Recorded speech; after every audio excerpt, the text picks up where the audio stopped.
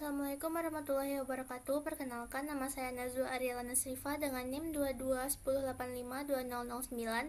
Di sini saya akan mempresentasikan hasil penelitian saya yang berjudul Diplomasi Ekonomi Korea Selatan terhadap ekspor bahan kimia semikonduktor oleh Jepang. Untuk yang pertama yaitu latar belakang. Korea Selatan merupakan negara yang menjalin banyak hubungan perdagangan dengan pihak lain, baik itu bilateral maupun multilateral, hingga Korea Selatan ini berhasil menempati posisi tinggi dalam perdagangan global. Korea Selatan sempat menduduki posisi tinggi dalam hal ekspor dan impor, yaitu menempati posisi ke-6 dalam hal ekspor dan ke-13 dalam hal impor pada tahun 2023 dan merupakan salah satu mitra perdagangan utama Korea Selatan. Nah, sebagai salah satu mitra perdagangan, komoditas utama yang diimpor oleh Korea Selatan dari Jepang adalah bahan baku semikonduktor, lebih tepatnya bahan kimia semikonduktor. Namun pada tahun 2019 Jepang memberlakukan kebijakan pembatasan ekspor terhadap bahan kimia semikonduktor karena alasan keamanan internasional, karena Korea Selatan mengklaim bahwa Jepang mengklaim bahwa Korea Selatan telah melakukan transfer ilegal terhadap bahan baku tersebut dengan mengekspornya ke Korea Utara untuk bahan pembuatan senjata. Akibat dari diberlakukannya kebijakan tersebut oleh Jepang, Korea Selatan menghadapi berbagai kesulitan karena sebagian besar bahan baku semikonduktor Korea Selatan diimpor dari Jepang. Selain itu, Korea Selatan juga sulit untuk menemukan pemasok alternatif karena sulit untuk menemukan produk bahan kimia semikonduktor yang memiliki kualitas yang sama dengan yang diproduksi oleh Jepang. Namun di sisi lain, Jepang tidak terlalu merasakan dampak negatif dari diberlakukan kebijakan ini karena Jepang tetap dapat mempertahankan penjualannya ke Korea Selatan. Karena Korea Selatan bukanlah negara utama yang menjadi destinasi ekspor bagi Jepang. Oleh sebab itu, Korea Selatan melakukan berbagai upaya diplomasi dalam menghadapi kebijakan pembatasan ekspor bahan kimia semikonduktor oleh Jepang untuk mendorong Jepang agar dapat mencabut kebijakannya.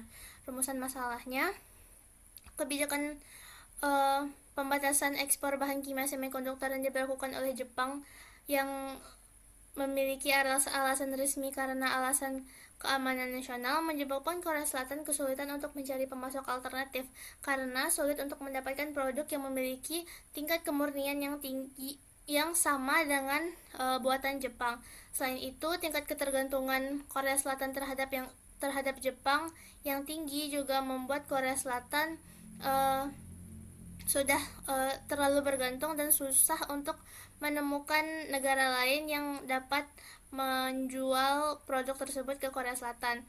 Namun, meskipun Korea Selatan telah membantah tuduhan Jepang terkait penjualan barang-barang tersebut ke negara lain untuk pembuatan senjata, hal ini belum dapat meyakinkan Jepang. Oleh karena itu, penelitian ini bertujuan untuk menganalisis strategi diplomasi ekonomi yang dilakukan oleh Korea Selatan dalam menghadapi kebijakan pembatasan ekspor bahan kimia semikonduktor yang diberlakukan oleh Jepang. Dari latar belakang dan rumusan masalah yang telah dipaparkan tadi, pertanyaan penelitian yang muncul adalah bagaimana strategi diplomasi ekonomi yang dilakukan oleh Korea Selatan dalam menghadapi kebijakan pembatasan ekspor bahan kimia semikonduktor oleh Jepang. Selanjutnya, tujuan dari penelitian ini untuk menganalisis strategi diplomasi ekonomi yang dilakukan oleh Korea Selatan dalam menghadapi kebijakan pembatasan ekspor bahan kimia semikonduktor oleh Jepang. Untuk manfaat, secara akademis, penelitian ini bermanfaat untuk menambah referensi bagi mahasiswa hubungan internasional, khususnya dalam ruang lingkup kajian ekonomi politik global. Secara praktis, Penelitian ini dapat digunakan sebagai referensi bagi para pengambil kebijakan dan praktisi hubungan internasional dalam merancang strategi diplomasi yang efektif dalam menghadapi hambatan perdagangan non-tarif dan menjaga hubungan diplomatis dengan mitra dagang. Terdapat beberapa tinjauan pustaka, beberapa tulisan yang digunakan sebagai referensi dalam penelitian ini, yaitu South Korea Response to Japan's Export and Restriction on Semiconductor Materials. Yang kedua itu Bilateral Economic Diplomacy between South Korea and Iraq. Yang ketiga yaitu An Inquiry into the Limits of Economic Diplomacy, the Relationship between EU, South Korea, and Japan.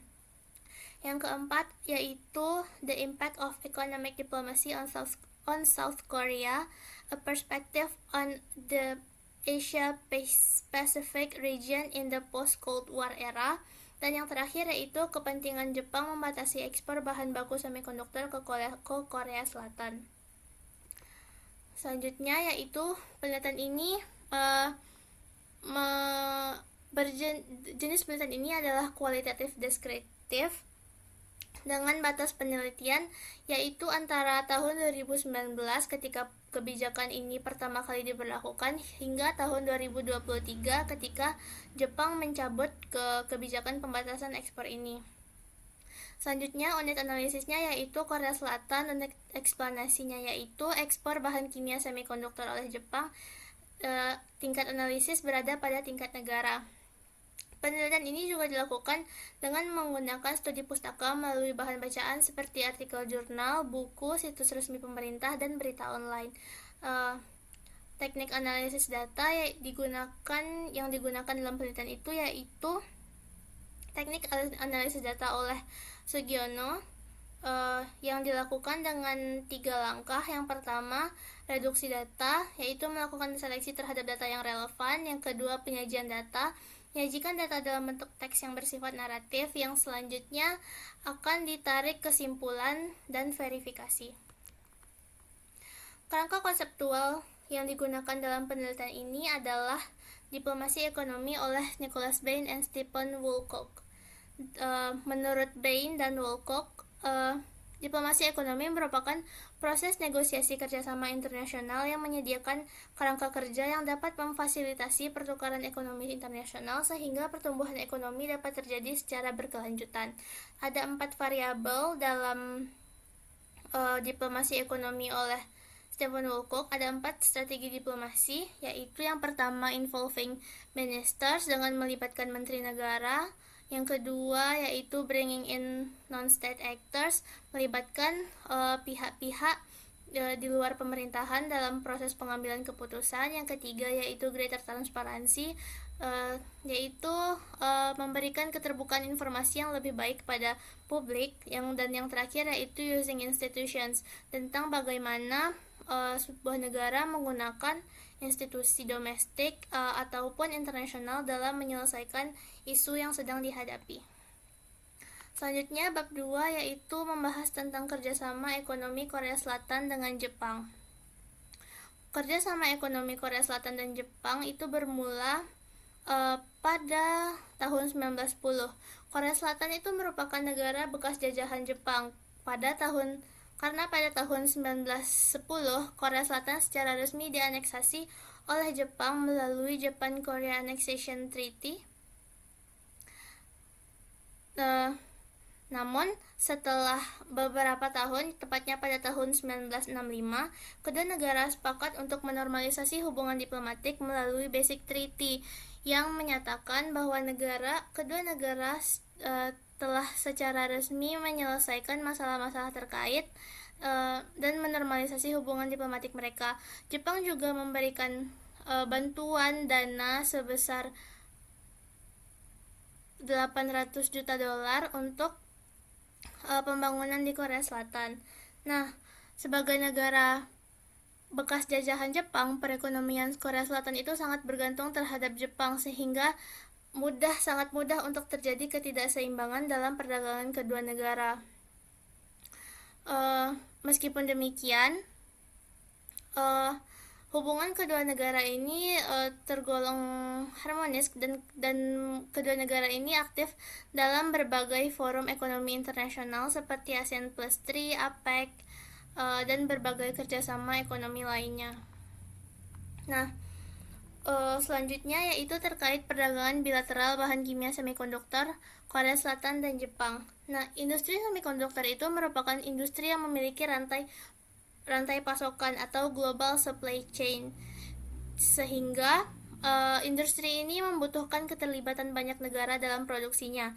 Apabila terjadi hambatan dalam satu negara dalam proses produksi semikonduktornya, maka itu akan secara langsung mempengaruhi supply chain global tadi.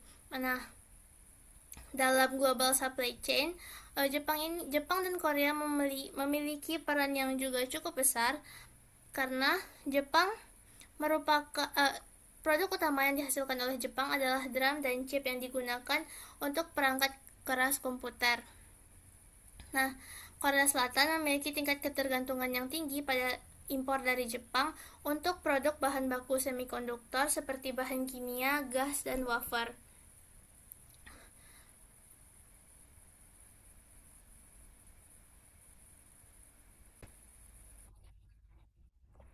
Sebagian besar bahan baku yang dibutuhkan oleh Korea Selatan dalam memproduksi produk semikonduktornya itu berasal dari Jepang, sehingga Korea Selatan itu memiliki tingkat ketergantungan yang tinggi kepada Jepang dalam hal industri semikonduktor. Nah, selanjutnya yaitu semikonduktor sebagai produk unggulan Korea Selatan. Korea Selatan itu merupakan salah satu negara yang menggantungkan perekonomian negaranya pada industri semikonduktor karena industri semikonduktor Korea Selatan sangat berkembang dengan baik.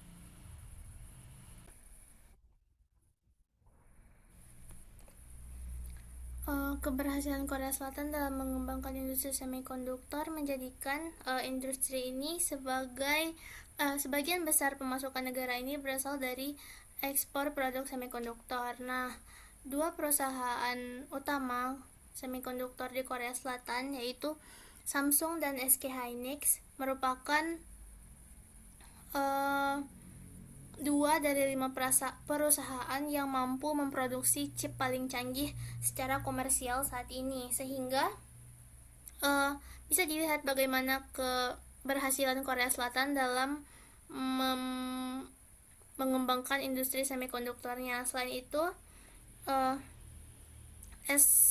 Korea Selatan juga menguasai 74,7% pasar DRAM global pada akhir tahun 2017, sehingga dominasi Korea Selatan dalam industri semikonduktor juga dapat dilihat keberhasilannya.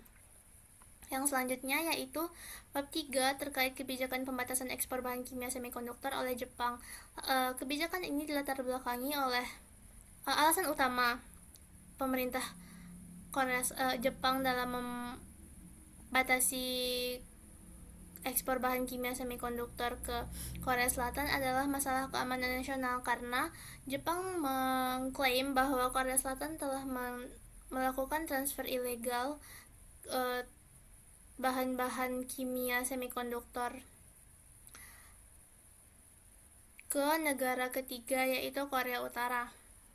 Namun, narasi yang beredar menyebutkan bahwa kebijakan ini bukan dikarenakan alasan keamanan nasional, melainkan karena putusan Mahkamah Agung Korea Selatan pada tahun 2019 terkait korban kerja paksa. Nah, putusan tersebut mewajibkan perusahaan-perusahaan Jepang yang terlibat dalam kerja paksa pada masa penjajahan untuk memberikan kompensasi kepada para korban. Yang ketiga, selanjutnya yaitu bagaimana kebijakan ini diberlakukan. Nah, pada tanggal 1 Juli 2019, Kementerian Ekonomi, Perdagangan, dan Industri Jepang mengumumkan bahwa mereka telah merevisi kebijakan tentang ekspor ke Korea Selatan. METI mengumumkan bahwa mereka memperlakukan pembaruan kebijakan dan prosedur perizinan terkait ekspor barang-barang yang dikontrol ke Korea Selatan. Nah, terdapat 3 produk yang dibatasi dalam kebijakan ini, yaitu adalah fluorinated polyamide, photoresist, dan hydrogen fluoride. Nah, Jepang memperlakukan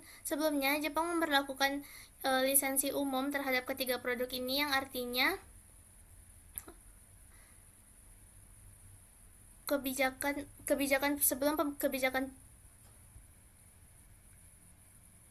sebelum kebijakan ini diberlakukan, Korea Selatan dan Jepang dapat mengekspor ketiga produk ini dengan lebih mudah. Ketika kebijakan ini diberlakukan,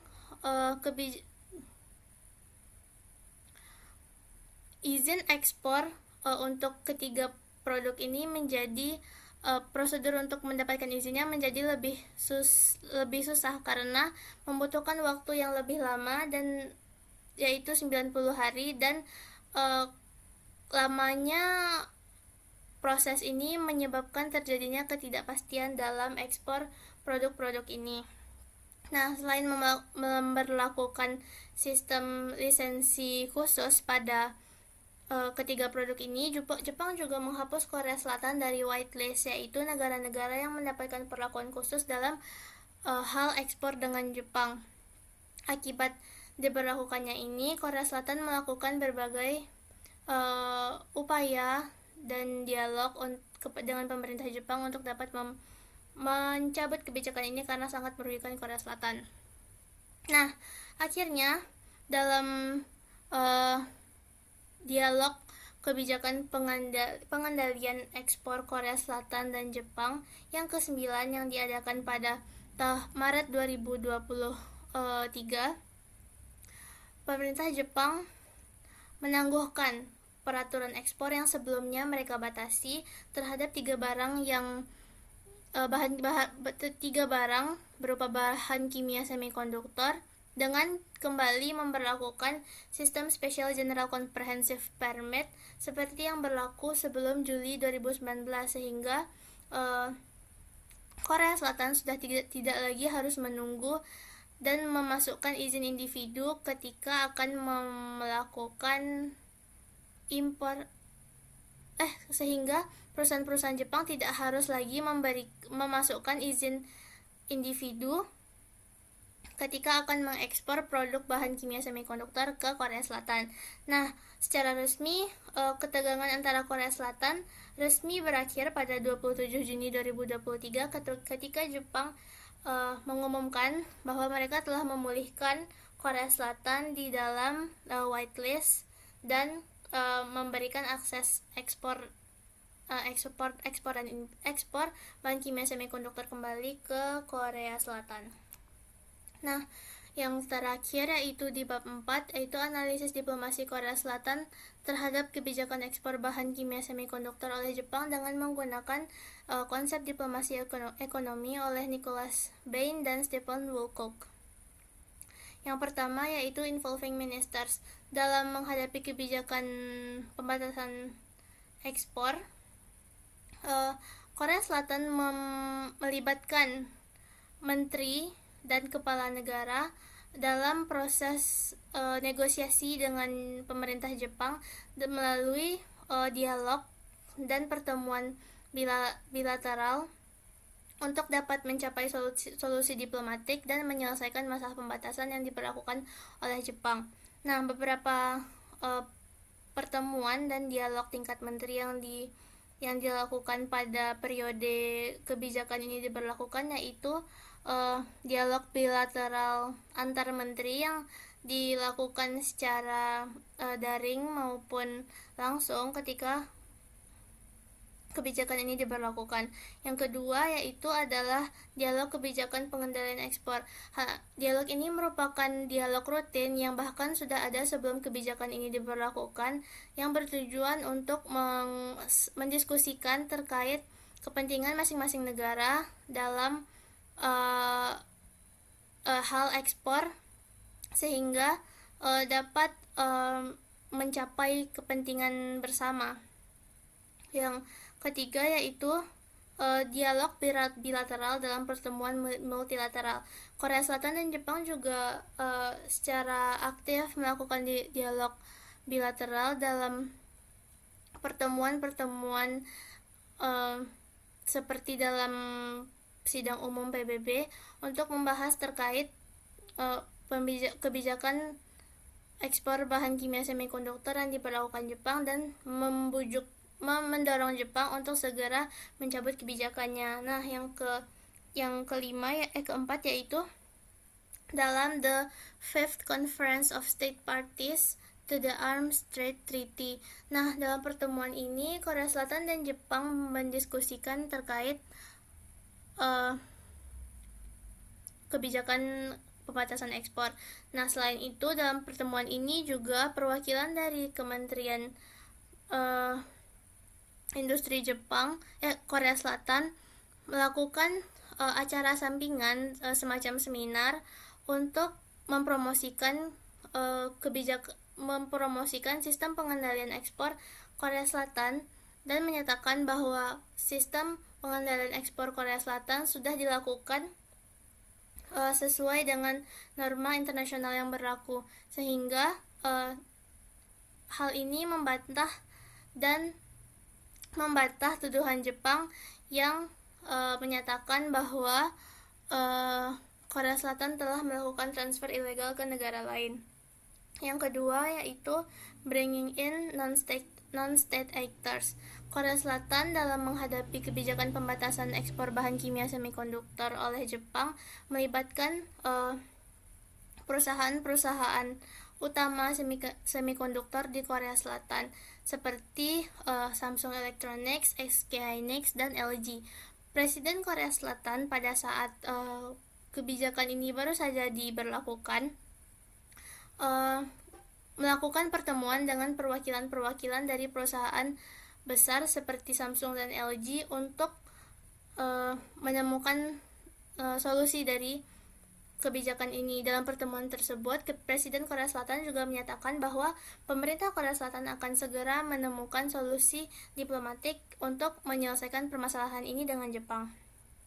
Selain itu, di sisi lain, Samsung Electronics dan SK Hynix juga berupaya untuk mencari sumber pasokan alternatif terhadap bahan-bahan yang dibatasi oleh Jepang, sehingga tindakan kedua perusahaan ini secara tidak langsung meningkatkan kesadaran internasional tentang persediaan bahan baku dan rantai pasok global. Maksudnya di sini ketika Samsung Electronics dan SK Hynix mencari sumber pasokan alternatif dari negara lain, negara-negara lain itu menjadi lebih aware dan lebih sadar bahwa kebijakan pembatasan yang diberlakukan oleh Jepang terhadap Korea Selatan ini akan berdampak tidak hanya bagi Korea Selatan, namun bagi negara lain termasuk Jepang, sehingga pihak-pihak lain pun dapat membantu mendorong Jepang dan mendesak Jepang untuk segera mencabut kebijakannya. Nah, yang ketiga itu ada greater transparansi. Dalam hal ini, Korea Selatan melakukan keterbukaan informasi melalui publikasi data terkait ekspor semikonduktor Korea Selatan melalui situs Kementerian Perdagangan, Industri dan Energi yang dapat diakses melalui motir.co.kr. Dalam situs ini, publik dapat mengakses informasi seperti bagaimana implementasi kebijakan pengendalian ekspor di Korea Selatan dan beberapa data ekspor seperti data statistik ekspor dan impor tahunan di Korea Selatan. Nah, selanjutnya yaitu situs Korea International Trade Association yang merupakan organisasi perdagangan Korea Selatan yang telah melibatkan di dalamnya ada lebih dari 70.000 perusahaan sebagai anggota. Nah, melalui situs kita.org ini publik juga dapat melihat data terkait data ekspor bahan kimia semikonduktor Korea Selatan melalui HS Code yang menampilkan data yang lebih spesifik seperti berapa jumlah barang yang diekspor dan kemana barang tersebut dikirim. Selain itu juga di situs ini juga terdapat beberapa data yang juga terkait ekspor yang lebih spesifik daripada yang disajikan di kementerian, di situs kementerian. Situs kementerian itu lebih berfokus pada promosi sistem pengendalian ekspornya. Nah, yang keempat yaitu using institutions. Yang pertama, institusi domestik yang dilibatkan Korea Selatan dalam menghadapi kebijakan pembatasan ekspor bahan kimia semikonduktor oleh Jepang adalah Defense Acquisition Program Administration atau DAPA. Nah, DAPA ini merupakan sebuah lembaga yang berdiri di bawah Kementerian Pertahanan Korea Selatan, yang dalam isu ini, DAPA ini berperan sebagai lembaga yang mengeluarkan izin ekspor bahan kimia semikonduktor Korea Selatan ke negara lain, sehingga perusahaan-perusahaan yang akan mengekspor bahan kimia ini ke negara lain harus mendapatkan izin yang sesuai dengan prosedur dan standar yang telah ditetapkan oleh DAPA, sehingga dapat memastikan bahwa produk-produk tersebut tidak digunakan sebagai produk-produk yang memiliki produk-produk dual use atau produk-produk yang memiliki fungsi sipil dan fungsi militer, sehingga mencegah untuk penggunaan ekspor barang tersebut untuk sebagai pembuatan senjata militer. Nah, yang kedua yaitu penggunaan institusi internasional yang dalam hal ini adalah World Trade Organization. Nah, pada saat kebijakan pembatasan ekspor diberlakukan oleh Jepang, Korea Selatan sempat meminta dialog bilateral dengan Jepang, namun pemerintah Jepang menolak untuk melakukan dialog dengan Korea Selatan, sehingga Korea Selatan melaporkan hal ini ke World Trade Organization. Nah, langkah pertama setelah melaporkan hal ini ke WTO adalah untuk melakukan dialog bilateral yang lagi-lagi ditolak oleh Jepang, sehingga sesuai dengan prosedur WTO, panel penyelesaian sengketa pun otomatis dibentuk.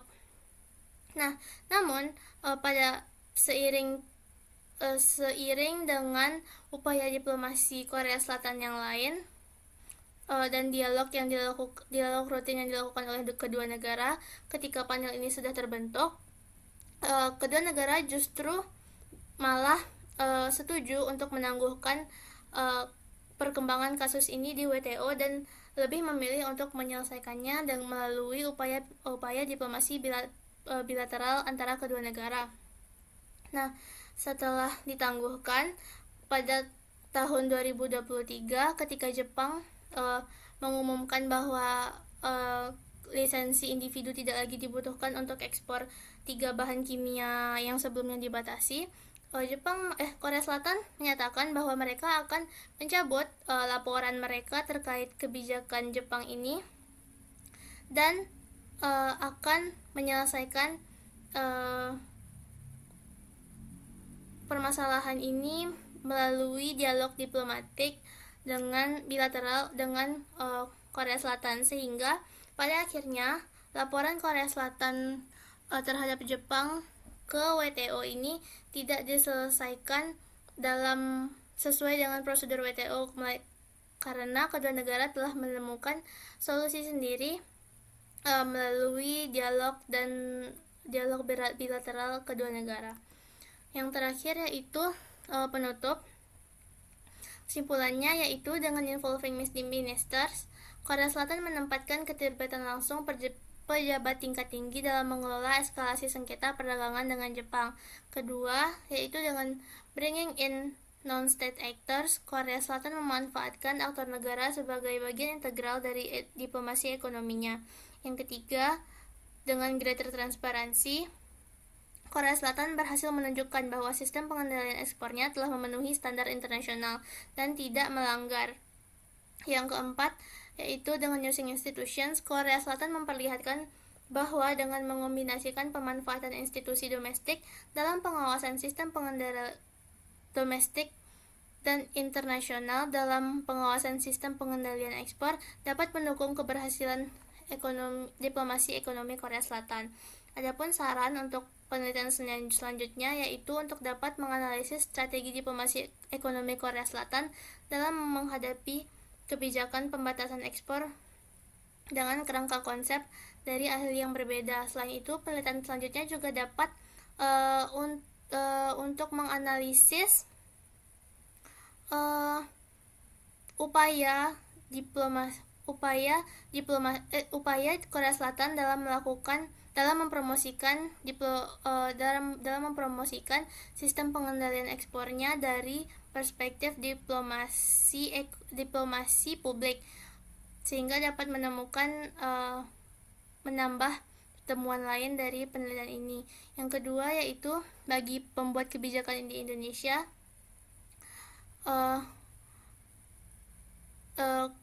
pemerintah Indonesia dapat meningkatkan kolaborasi antar kementerian dan melibatkan aktor non-negara dalam proses pengambilan keputusan dalam menghadapi kebijakan hambatan dagang agar dapat membuat kebijakan yang selaras dengan kepentingan nasional secara umum.